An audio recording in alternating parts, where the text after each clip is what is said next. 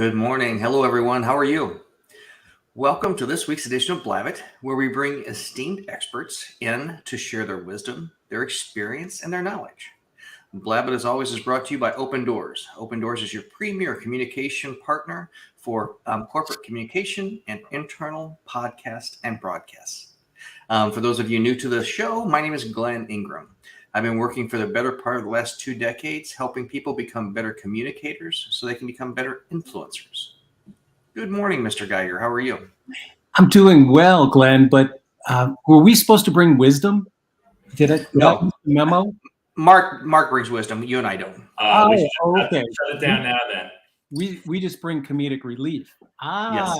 Now I understand my role in this organization.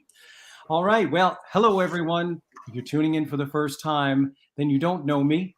My name is Paul Geiger. I am a public speaking coach and a presentation expert out of New York City.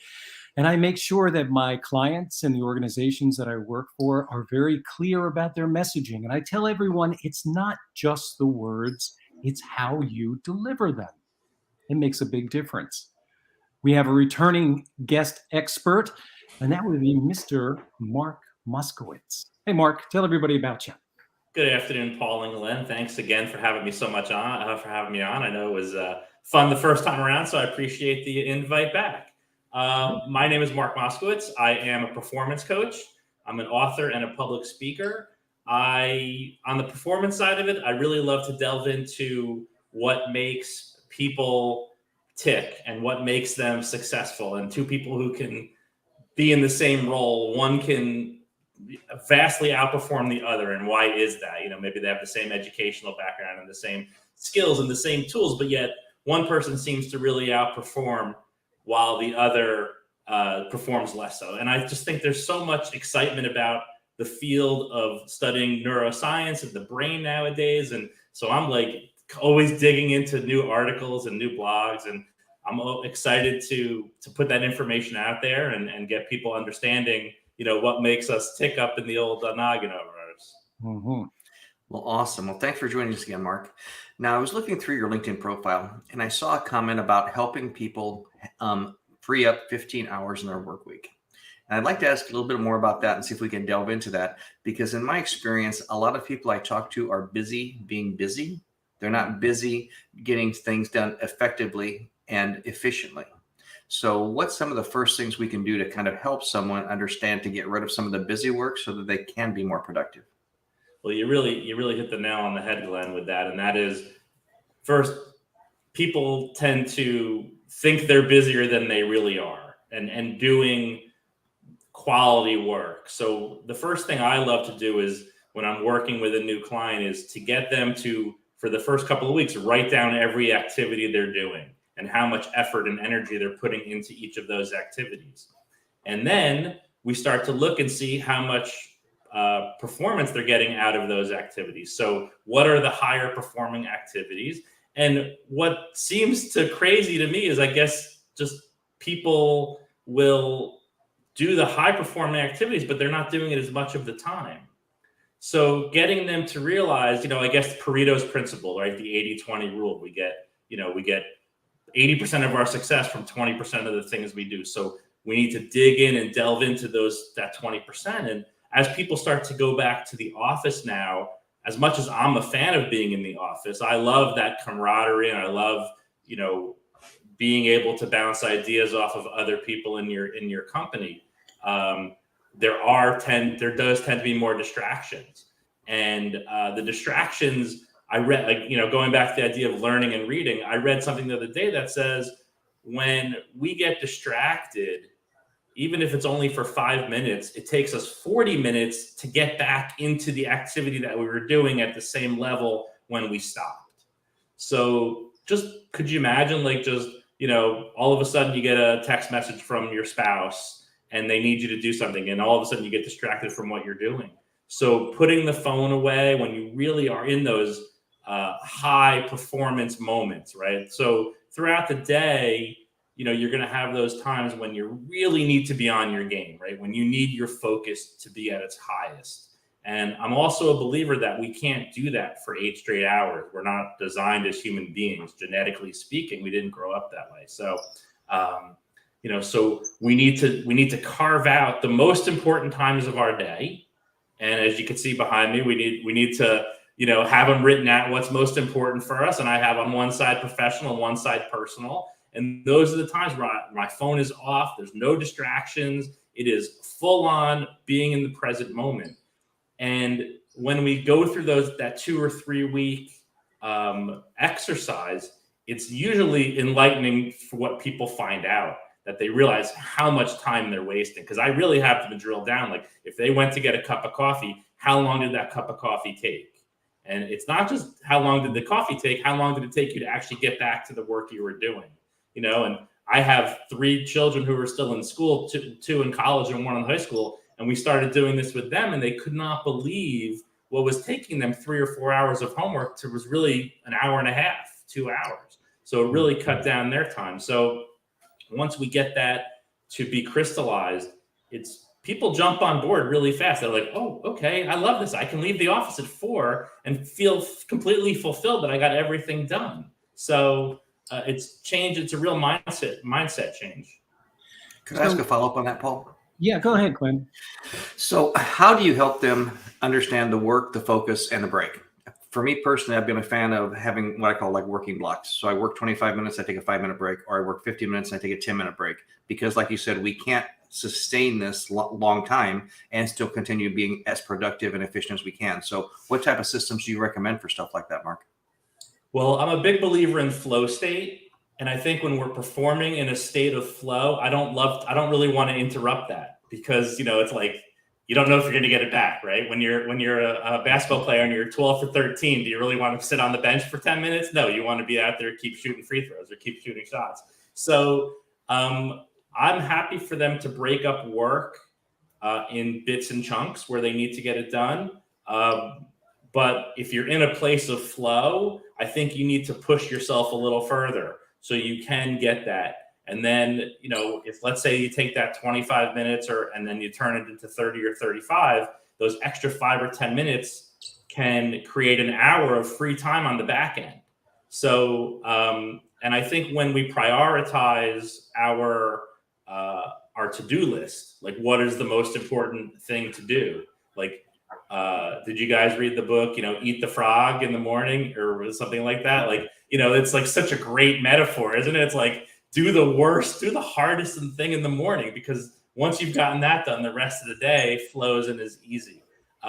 So for me, it's hit your priorities, especially when you have your energy and your flow state, get those done, and then take your break, take your time off, whatever that needs to be. If you need to come back to it, if it's a longer term project that's going to take months to do, have benchmarks of where you can take your breaks, have it scheduled. Don't leave it to chance. So like what you said, in a 25-minute block, you'll take 20 minutes of work and 5 minutes off, or whatever the numbers were. But, have that scheduled out.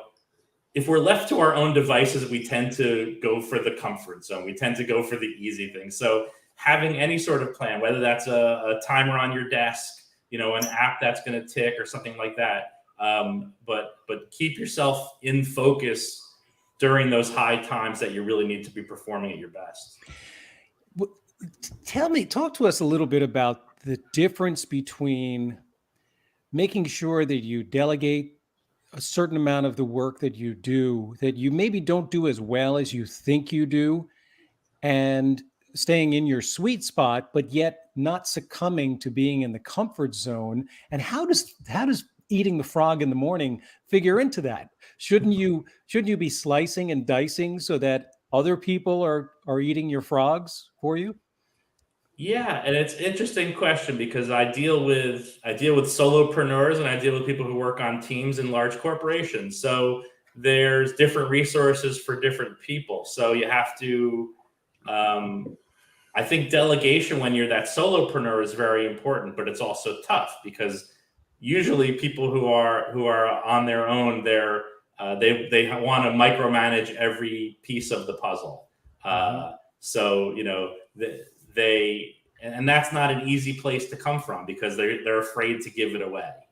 They're afraid to give that piece away. So then now we're talking about high leverage tasks, right? We have to leverage our time and leverage the information that we have to give. So The question is, are you using a virtual assistant to do really clerical things? I think those are the burgeoning field of virtual assistants. I think is amazing, because for a relatively small fee, you really can have someone take care of so much stuff. I work with a real estate agent, and she brought on a virtual assistant, someone from the Philippines who works New Jersey hours, US hours, and she pays her, only like $12 an hour, but she's getting so much value from her. Anytime she has a new listing, she posts it for her. So there was some time where she had to train her, get her up to speed. And then, of course, there's this little, like, is she going to do it right kind of thing. But over time, and you manage that person correctly, and you can build them into a real great part of the machine. So I think that being able to delegate, as in a corporate world, is a little easier, because then you'll have layers of management usually that can help you hire, help you support. Your infrastructure is probably a little bit better. But as you use technology, as you can start to think as a smaller person, maybe not just a solopreneur, maybe a small law firm or something, where you don't have quite the resources of a big company, being able to delegate is more important, because you need to be doing the tasks that really make you the most money, right? I mean, that's what it comes down to. So delegating the lower tasks on your to-do list, you completing the higher tasks, because those are the high value, the high income producing tasks. Well, would you please have her contact me so I can slap that real estate professional, because they're paying 3 to 4 times what they should be paying for admin work in the Philippines. Okay. I've had a team over there for a decade, and people like that mess things up for everyone. Let me ask you something of both of you, and that is the onboarding process for new clients for either one of you a difficult task? And is that something that you would leave to a virtual assistant? Or do you think that needs a personal touch? What do you think, Len? I've told this story many times, and I think it was 5 years ago this month. Was for a niche that I had, was always the fourth quarter when we bring on a lot of clients for it. And I just finished like 6 calls back to back, was back in the Midwest. Went out to talk to a friend that I was staying at his house with, and he said, "Hey, let's go grab a drink." And I said, "I can't. I've got to work for a couple hours," because I just had 5 people agree to work with me.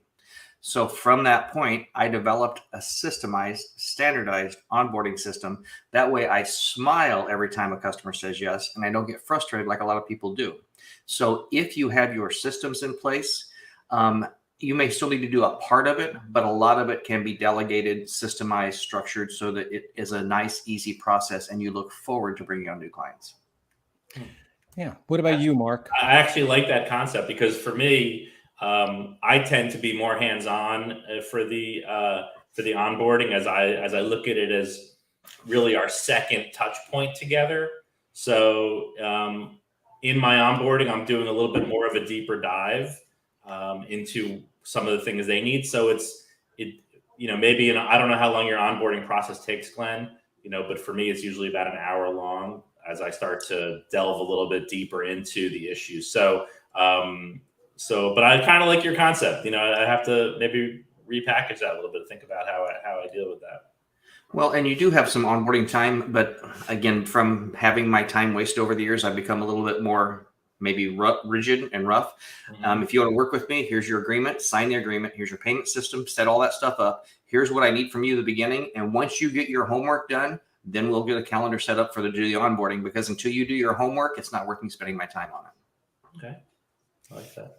Yeah, that sets them off in the right direction. Mm-hmm. That's for sure. All right, so let me ask you about misconceptions of 2 concepts, and they are motivation and discipline. How do they differ? How do people interchange them when they shouldn't? And just what is your take? What is your thought in terms of performance? I tell my clients that motivation is what gets you out of bed in the morning. Discipline is what gets you on the road running, right? So motivation is a short-term solution to in that moment, right? When you maybe you're feeling your energy waning, you need to review your goals. What's motivating you to push yourself? And motivation is wonderful, but it won't get you to the finish line without discipline. It'll get you, what I say, like I guess that metaphor was, it gets you to the start line. It gets you to that point where you're ready to start, but you still got to get your shoes on. You still got to get everything going before you hit the road. So without motivation, you hit the snooze button. You don't remember why you're getting up, right? You're not thinking about, just to extend the metaphor, you're not thinking about the fact that you want to lose 10 pounds before Thanksgiving because you're going to gain it, or whatever the case, or you're training for your first marathon or whatever it might be. So you hit the snooze button, you move on. So motivation is a wonderful thing. But once you're in the moment, once you've gotten out of bed, once you've gotten to your desk, now you're motivated, right? You're excited. You got to make some cold calls today. You got to send out some cold emails. You got to do some LinkedIn, whatever it says on your to-do list. Now comes the discipline. Now comes the discipline to say, okay, I'm making 50 phone calls today to my old contacts or to my new contacts or to whomever that list is for the day. So now, do you stop at 49 or 48? In my book, you don't. I'd rather see you stop at 51 or 52, make those extra couple, because I think our brains learn from what we do every day. And we know, whether it's consciously or subconsciously, we know when we're skimping on ourselves, right? We know when we had the piece of cake when we shouldn't have had the piece of cake, or we know when we took a longer lunch than we expected. So for me, my discipline has always been, I want to do one extra than I'm supposed to do. So if it's 50 calls, I want to do 51. And if I'm feeling good, maybe it becomes 60. I don't know. But at least I've passed my hurdle. At least I've gotten to the point where I'm teaching my brain that I'm a doer, I'm a finisher. And, as I start to learn and teach more people and coach more people, this dopamine effect that we get from success is wildly important to our continued discipline. So as we find, and look, success cannot only be measured in terms of dollars. It cannot only be measured in terms of income. It has to be measured in other ways as well, because in most businesses, there's ebbs and flows to the cycle. As we, get into the holiday season, we talked about Thanksgiving and Christmas, things tend to ebb a little bit, right? Where everyone's a little bit more focused on just rounding out the year and having a good rest of the year. But I actually just posted something on LinkedIn recently, and it's about how dopamine you can actually get a shot of dopamine from not doing your tasks, because it feels good to not do it feels good to avoid something. So what this did for me, it actually really showed me how hard it is to sometimes overcome that inertia of nothing, of not doing anything. And it gave me a nice insight into my clients, because there are some people that are just so hard to get them to go. They're so hard to get them to move. And I feel this gives me a little more compassion towards them. And, some people, they're just fired right out of the blocks. They're excited. They're filling out your intake form, right, Glenn? Like in the first 30 seconds you send it out to them, it's already back in your inbox, right? And they're excited, they're ready to go, and they're pumped up, and they're highly motivated, right? But does that wane over time? Does that line start to go down at some point, or does it able to keep rising as they're continuing to have success and making progress? Sometimes the people who are just really stuck and they can't really get themselves, you've got to lay back on the tasks. Maybe it's not 5 tasks today. Maybe it's just do one. Maybe it's just do one simple task. Make 5 phone calls. Go have that talk with your manager. Go do whatever needs to be done. So I think the difference between motivation and discipline is motivation is a short-term hit of dopamine that we get. But discipline is what really keeps you firing and keeps you going, especially when things aren't necessarily going your way. To make the right number of phone calls, to send out the right number of emails, that is imperative to success. Well, I tell you, I feel absolutely great that I can give myself permission to feel thrilled that I never ran that marathon. I could say that Mark told me that it's okay. It's chemicals. It's not me. It's chemicals. So, something that I've battled with helping people understand for years that are working in that type of environment, like you're talking about, where you're in a sales environment, you're making cold calls, you're doing these things, and the only barometer you really have for measurement are sales and money, because it's not like we're in construction and we can see this room finished, we can see this roof finished. You can see the fruits of your labors because they're tangible in front of you. How do you help people that are struggling to be motivated when it's hard to see those tangible things to get those dopamines to rush through their brains? Sure. To get them to enjoy the process is a huge part of, I think, what we all try to do as coaches and mentors of people is to get them stop thinking so much about product and think process. I remember when I was young, the first time I read that was a guy named Bob Rotella, who wrote a book on golf, said golf is not a game of perfect. And it's really about, going through the process, the same setup every time. And he really became a preeminent golf psychiatrist in the world. So it's teaching all the big guys on the PGA Tour. So I try to first set expectations. We're gonna go through these steps, and we're gonna analyze what kind of fruits we're seeing from our labor. Do we need to, again, go back to that list of to-dos? What's the high value? What's the lower value? What are we doing? If we're not seeing anything from our cold calling, do we need to revise our script? A lot of people also in these environments, they have managers who are pushing them and who are able to show them success from what other people have done in front of them. So that's also a nice carrot, so to speak, in that, hey, you could see like Tom did this over here and he tried that. And that's something that we'll have a sit down with the manager and talk about, like, hey, we're not quite seeing the results. Where are you thinking that we could also, and we go in there with all this data, which they love because it makes their life easier as the manager, that we're going in with all these data points of how many calls we're making, how many emails we're sending, how we're doing on our follow-up. So look, sometimes, sales are hard, especially from the ground up sales. It's not easy. It's a grind, but it's also a lot of potential reward at the end for sticking with it. So again, we just kind of keep going on this carousel of what are high value activities, what can we do to improve them, what do we need to change, what do we need to alter, what do we need to stay consistent with, what's working for us. He's making my brain explode, Paul, if I may. So how much do you focus on the little tasks, the little objectives and stuff like that? And the reason I ask that is when we started our company a decade ago, I remember January, my wife was going over the numbers and everything like that. And she said, do you realize how much money you made last year off of this? And I said, I never missed a weekly goal because I was focused hard in on this week. I have to do this. If I didn't do it, I made it up the next week. And she goes, well, we made this. I'm like, oh, I wasn't worried about that. I just made sure I met my weekly goal every week. Mm-hmm. So when you focus on the small things, the big things kind of take care of themselves, don't they?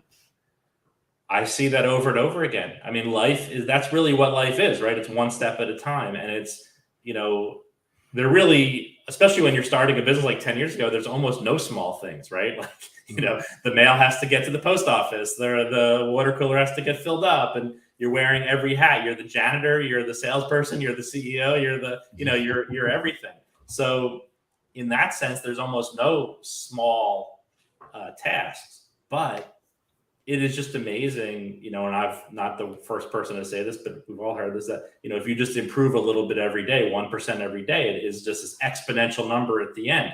So I'm very into fitness. So there's a lot of talk right now about calories in and calories out. And if you just save 500 calories a day, over the course of 1 week, that's 1 pound of fat that you've lost. So, and then over the course of a year, that's 52 pounds of fat that you lose just by, being disciplined enough to eat 500 less calories a day or work out harder to burn those 500 calories. So all these little things that you do, you should use little in quotations, right? All these little things, they really line up. And then I love what you just said, Glenn, about like my head was so down and I was just so focused on making sure that this got done every single day. I did not miss a day. If it was a day that ends in Y, I was doing it, right? So So, and then at the end of the year, your wife said to you, you didn't even realize it. Your wife came to you and said, "Hey, do you realize how much money we made?" And you're like, "No, because I'm like Forrest Gump. I'm just running. I'm just doing it." Right. So it's the perfect metaphor. Run, Forrest, run. Right. Well, it's interesting. I just thought of something that when you start a business, you are literally the CCBW. You're the chief cook and bottle washer. I might use that one. Is it patented? That's a good one. Just made it up. Just made it up. Yeah. Go for it, Mark. Thanks for the nightmare, Paul. I had a manager that used to say that to me about 22 years ago. There we go. He gave me that title officially. Mm-hmm. Taking it back. Now, this is an interesting concept, Mark. Talk a little bit about delayed gratification and how you utilize that in your performance coaching, in your success coaching. What do you tell your clients? What is the concept there? Maybe even what is the science? Yeah.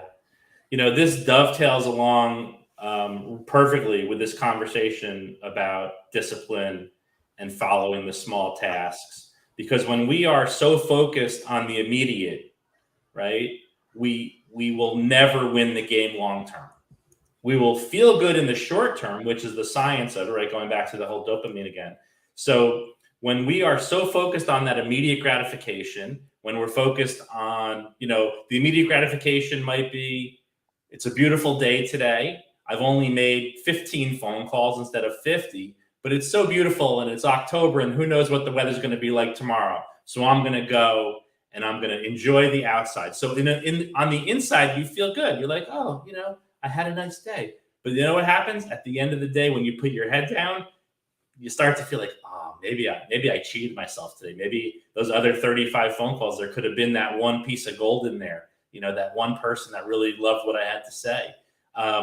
So when we go for the immediate gratification, when we eat the piece of cake before we do the run or something like that, it's fine. It's here. It's in the moment. It's what feels right. But in the long term, you will never achieve your goals. You will never reach what you're looking to do when you're always focusing on that. So we need to delay and we need to get good at this. It's not easy. The world we live in today is not a delayed gratification society. We live in a world of gamification. Everything is gamified, right? It's like all the food we eat is processed. It's sugar, it's salt. It's all the stuff that hits our brains quickly. It's nothing that goes through our bodies slowly. Every time you scroll on social media, right? You look and you do a post and you're like, oh my God, I got 150 views. Oh my God, I have 400 views. Like views really mean anything in the world of business. They don't really mean anything. How many clients did you get from it? So we're constantly getting bombarded with the chemicals that excite us for the short term. So it takes a Herculean effort to start to think about life in the long term. And to Glenn's point again, doing the things every single day that might seem mundane. It's like, to go back to the chief cook and bottle washer, like if you own your own business and you don't throw out the garbage ever, eventually it's going to pile up. You have to throw out the garbage. Like there's no other choice. So throw out the garbage in your mind, because instant gratification is never the way. You have to delay it. And it's like a muscle in the gym. It's like anything. It's like training for a run. It's like you start small, you delay that gratification. And maybe the delay in the gratification is only 20 minutes. Maybe you say, okay, I know I shouldn't leave the office, but I'll make 2 more phone calls so I'm not a total schlub. I'll make a couple of more and then I'll at least feel a little bit better. Or instead of having the cake now, I'll wait an hour before I have it. Or I'll go for a walk and then I'll have it. And you slowly start to build up the muscles to do it, and it gets easier over time. So when we're hacking performance, we need to stay focused on our high-level performance activities, the activities that perform the most for us. We have to be in our great mindset when we're doing those. We have to be in a flow state when we're doing those. And then we have to be disciplined enough to know that at some point they are going to bear fruit. And this is where faith comes in. It's not a religious conversation about faith, but in a way it is. It's, you have to believe in yourself. Glenn and Paul, you can't make Mark believe in who he is as a person. Mark has to figure it out. And the way you start to believe in yourself is you live in integrity with what you say you're going to do. And when I get clients to realize that, and not just realize it, but really like internalize it, like when you start to hold yourself accountable to a higher degree, it's a game changer in every aspect of your life. Your relationships personally become better. You become a better person because you trust in who you are. You know that you're going to get the task done. And part of, one of the things I learned when I was going through my rough times and my spirals is I was delegating responsibility emotionally to other people. I was blaming them for the things I was doing, failures in my life. When you treat life with a level of extreme 100% responsibility, you don't take on anything lightly. You don't take anything on lightly. You make sure that you can do it because you have to hold yourself accountable. And no matter what phase you are in life, this is, like, to me, the key game changer. It is when you start to really turn the corner in every aspect of your life. Mm-hmm. Now, Glenn, I have one quick question because, and Mark, I think you were beginning to actually answer this question, but I was thinking, what about the influence of other people? And you began to touch on that when you were saying sometimes the feedback that we get from other people influences us, our motivation, our discipline, our follow through. Sometimes that sense of somebody is doing something to me, therefore I'm reacting in a way that is not successful or conducive to success. Talk a little bit about what we do in order to understand, collaborate with others, but not have them derail our success. Is that for me? Whoever wants to chime in, but I mean, you started to answer that. I guess it is for you. I think that when you bring other people into the equation, which I'm a big fan of, I don't want to sit on an island. I am just generally a social person. I love to get feedback from others, but you can't get feedback from everyone. There has to be what I think of as a level of trust that the person who you're getting feedback from truly has your best interest at heart. Because if you're asking someone in your office, maybe they're going to steal your idea. Mm-hmm. Maybe there's a hierarchy where they want to try to jump above you, so maybe they don't have your best interest, and maybe even, someone that you care about in your family, maybe they have an ulterior motive.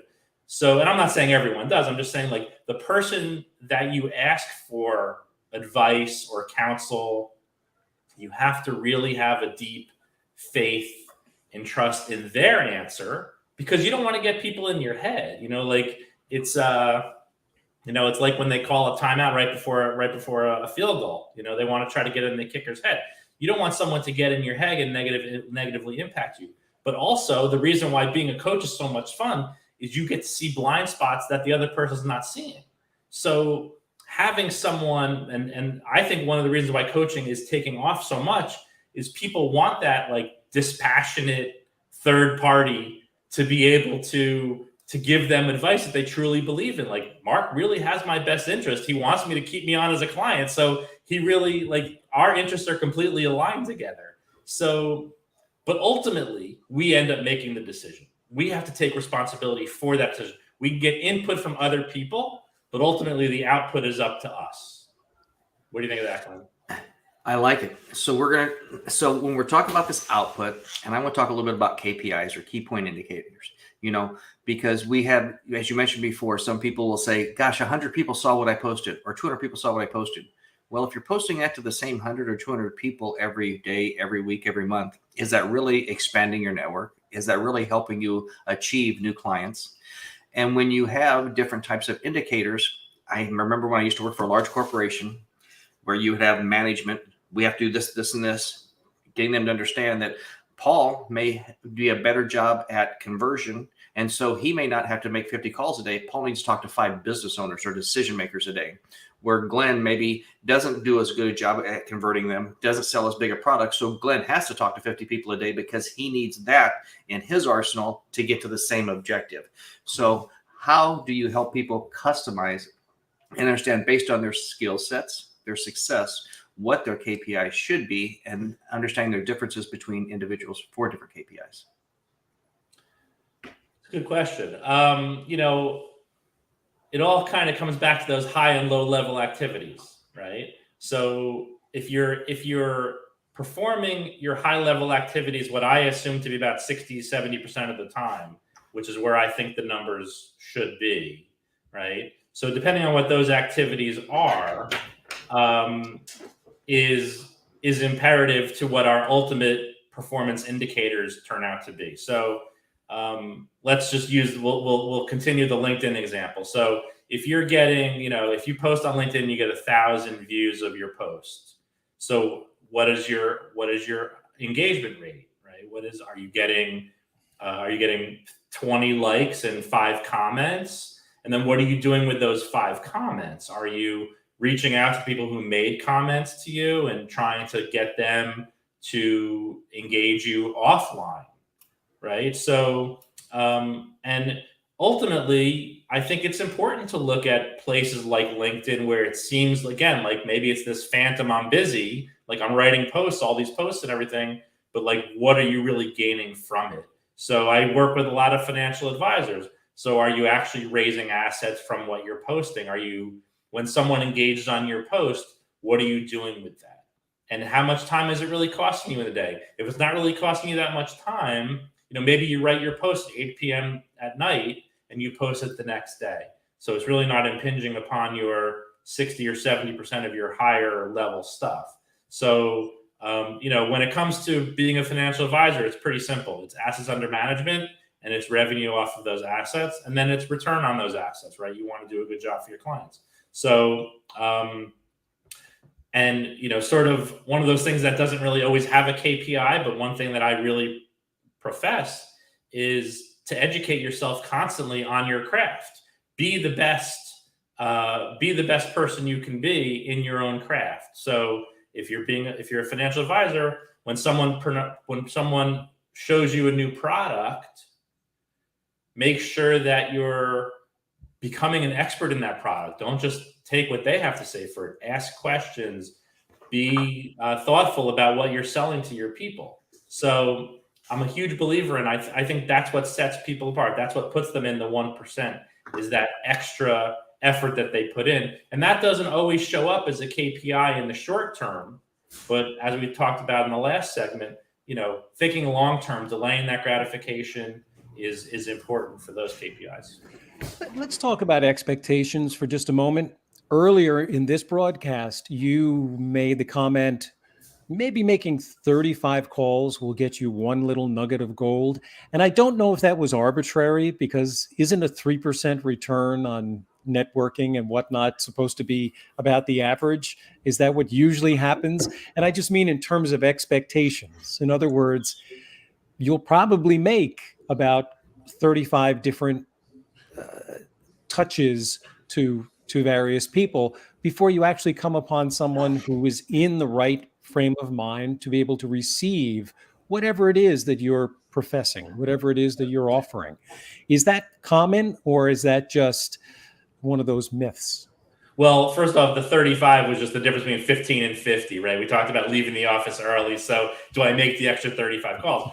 But, I think expectations are often the hindrance of success, right? We expect so much early, and things take time. Fields of business are saturated. Sales fields are saturated, right? There's There's a financial advisor. Everyone's got 20 friends who are financial advisors or insurance salespeople or an auto dealer. So things are saturated. So you have to set expectations, and that's why you have to do the expectations you set should be a lot about process.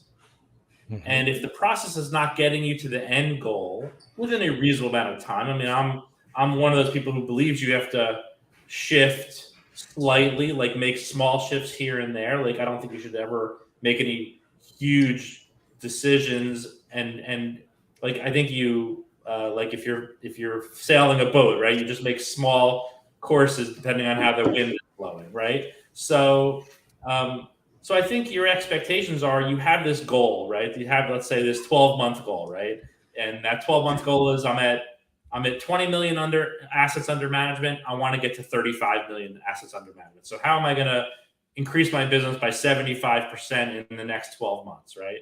So now, is that a realistic expectation? Well, it's a realistic expectation if you're willing to put in 12 hours a day, 13 hours a day, and give up most of the other things in your life. So I think a lot of those expectations are like we all say, oh, I want to make $1 million a year and I want to work 5 hours a week doing it.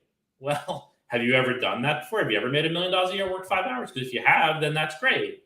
But if you haven't, then it's then you got to retailer that. I often joke around like everybody wants to go to heaven, but nobody wants to die, right? So sometimes it's the hard work that sets us apart with our expectations. And are we willing to put in the effort? And if you're not, then you've got to dial back your expectations. And maybe instead of going from 20 to 35 million under management, you go from 20 to 25 million, which is a nice jump. 25% is a big jump. And if you keep doing those kind of jumps, then eventually you will get to that 35 and 40 and $50 million numbers. It just is going to take you a little bit of time. But when we have expectations that are unrealistic, and then we're doomed for failure because we're going to give up. Oh, this doesn't work. This guy Moskowitz doesn't know what he's talking about. He's he hasn't helped me at all. He's going to blame, they're going to blame the coach. They're going to blame their manager. They're going to blame the market. They're going to blame whoever they want to blame, instead of saying, well, I really only worked 25 hours this week and maybe I should be working harder, right? So right. Expectations are setting expectations of hard work are very important. Setting expectations of results, less important. Well, and if I may chime in on that, I've been making this same statement and same explanation for years. The easier it is for me to ignore you, the more context you have to have. If I'm knocking on doors, I was very successful for a decade hitting 30 doors a day. If I want to make phone calls, I probably need to make 50 to 100, at least 3 times that, because it's easier to ignore me and it's harder to get past a gatekeeper.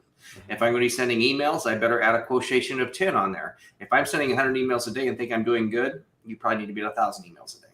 So the easier it is to ignore you, the more activity you have to get the same results. Because at the end of the day, it's how many people do I talk to? And of those people I talk to, how many people buy my product? Yeah. The further you are away. And that's where technology really helps us. We can build funnels. We can build sales funnels. We can use technology to our advantage. We can use a CRM. We can have it all laid out. So, if you're on LinkedIn and you're only staying on LinkedIn and you're not getting people to reach out to you off of LinkedIn and get their email address so you can start to show them some content or show them something else. And to your point, Glenn, being on social media is really easy to ignore you, right? You can gobble up all the content and not have to pay anything in return. It's all free. It's all out there, right? So that's a great point. Well, and I had a conversation in a networking group, board meeting I was at yesterday where this one person said, we need to hire someone to do social media for us. And I said, for what? In social media, I don't care if it's LinkedIn, Instagram, Facebook, any of those, you're going to be lucky if 10% of the people that are following you see what you post. So the only way to get more engagement is to get more people following you because it's all numbers game. Mm-hmm. Yeah. Mm-hmm. Hey, Mark, you had mentioned that you're being asked to speak on certain topics. Mm-hmm. Give us an idea of what some of those topics are, maybe some of the titles, explain what it is that you are bringing to the party. I'm intrigued because, the umbrella of performance coach, even though you've detailed quite a bit, I'm intrigued to hear what some of those topics, some of those titles are. Well, so it's interesting because I've kind of developed two niches, which are, for me, both of them are fun. The first niche, which really talks a lot about the performance side of things, I've been talking to a lot of colleges, local colleges in the area, and it's really about, time management, focus, understanding how the emotional side of knowing where you're going in your life and having an organized plan to do that. And it's fun because you're talking to 19 and 20-year-olds and they're so fresh faced and they've got the whole world ahead of them. And as I joke around with friends, they haven't been beaten down by life yet. And it's like they're just a good audience. And most of the places I go, they're very engaging. They ask good questions and they like to hear from someone who's been doing this for so long, for 30 years. So they look at it as a bit of a look into the good parts of adulthood and maybe some of the tougher parts of adulthood. And that segues into actually my second niche, which, because of my past and because of going to prison for white collar crime, I do a lot of talking in front of financial institutions on ethics and the downside of really crossing over the line and the compliance departments. I joke around, I'm the compliance department's best friend, because I go in there and I tell people how it is. I said, life after prison is difficult. Everything is tough. Getting your driver's license is difficult. Getting a passport, getting housing, a lot of personal relationships are difficult. Getting employment. So it's a little bit about, it's like white collar Scared Straight. If you remember Scared Straight from the 1980s, right, from Rahway State Prison. So it's a little bit of that. And it's getting people to really understand that in the moment, we talked again about instant gratification and delayed gratification. In the moment, it might feel right to hide that trade or to not talk to your manager about something that's going bad, but it could really harm your whole existence from one or two bad decisions, which is really kind of what happened to me. I just kept making bad decision after bad decision and wind up in a bad place. But for me, I managed to turn lemons into lemonade and learn a lot from the experience. And I'm trying to give back through both of these, through this speaking and part of what I talk about when I'm in the colleges is also about my experience and how it was for me emotionally void, which might be a whole nother Blabbit at some point, but it's having that emotional issues growing up and not dealing with it correctly and how it can lead to bad decision after bad decision. So it's kind of my way of giving back a little bit. Well, don't you think that holds true for most of us in different degrees, that we honestly learn more from our failures or our struggles than we do from our successes? Sure. I think that's ultimately what having a growth mindset is all about, right? Is learning from our, again, quote unquote failures. When you go to prison, most of the people they want to blame everybody else for why they're there. But the 5 or 10% of the people who actually take responsibility and try to dig into what went wrong in their lives really does make a big difference in who you are as a person in general.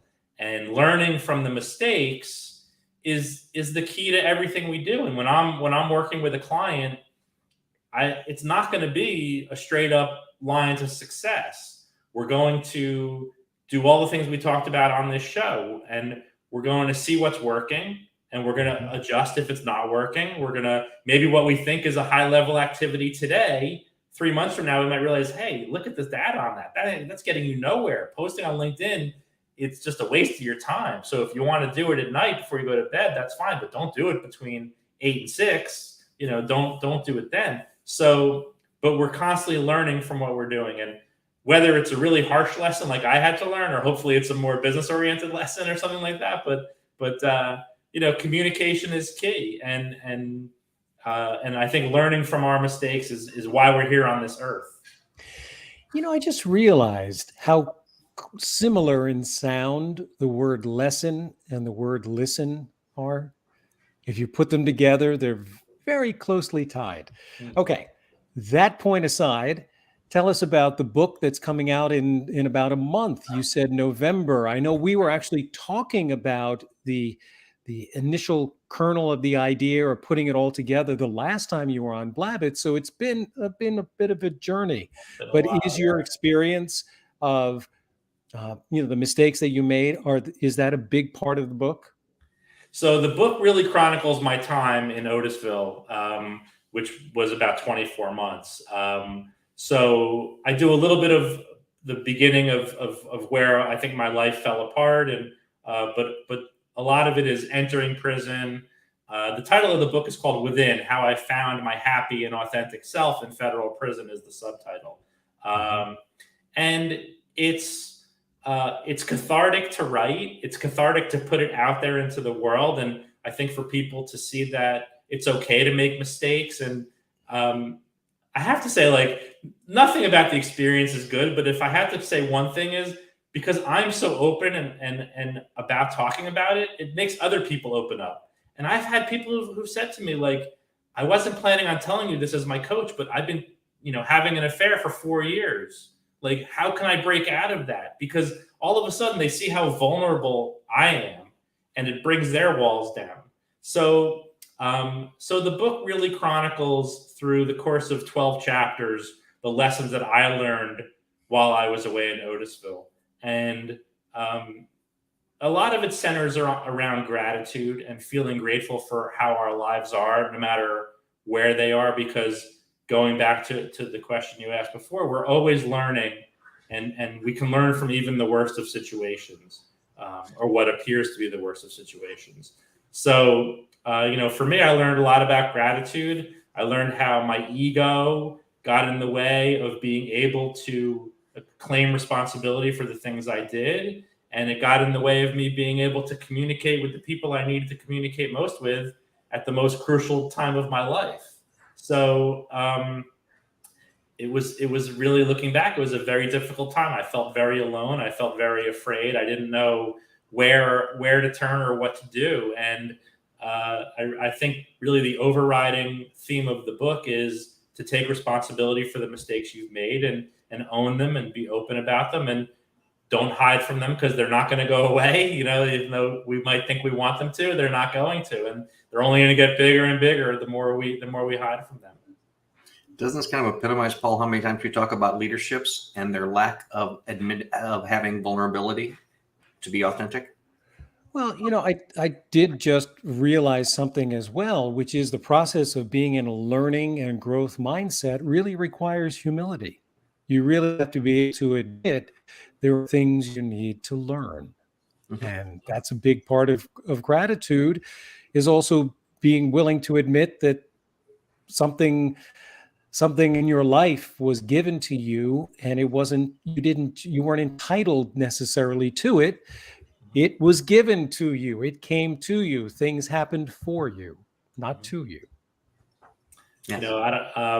One of the things that are most important to me is talking about self-esteem and how, we talked a little bit earlier about looking towards other people, perhaps for feedback. And when it comes to this issue of self-esteem, which is an emotion, you can't get self-esteem from other people.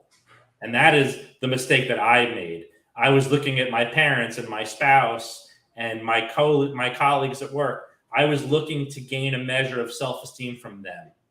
And the word self is the first part of self-esteem. You have to look within, which is why that's the title of the book. And you have to be willing to suppress your ego, and you have to be willing to look within yourself to see where your good points are and where your bad points are. And as you raise your self-esteem, your ego gets lower, and it's easier to have these difficult conversations. It's easier to take responsibility, and ultimately it's easier to live the life of your dreams, which is really what we're all looking for.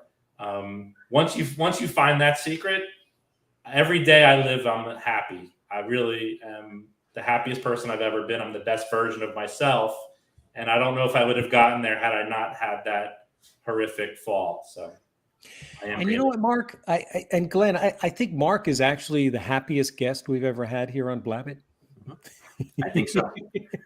Yes, I'm good at that. Keep doing it. They like me. They really, really like me. Well, thank you very much again for joining us and share everything with us. It's been a great Blabbit, Mark. If someone would want to reach out and contact you, what's the easiest way to do so? Well, I'm always on LinkedIn, so you can DM me there, connect with me there. My website is markjmoskowitz.com, the letter J. And I'm on all the different social platforms, YouTube, Instagram. So all under those handles. Excellent. Thanks again, Mark. And we'll be looking for your book Within that's coming out next month. Thank you, Paul. Thank you, Glenn. I really appreciate the time. Always good to have a conversation with you guys. Thank you. Everyone, we'll see you back at the same time, same channels next week. Take care, everyone.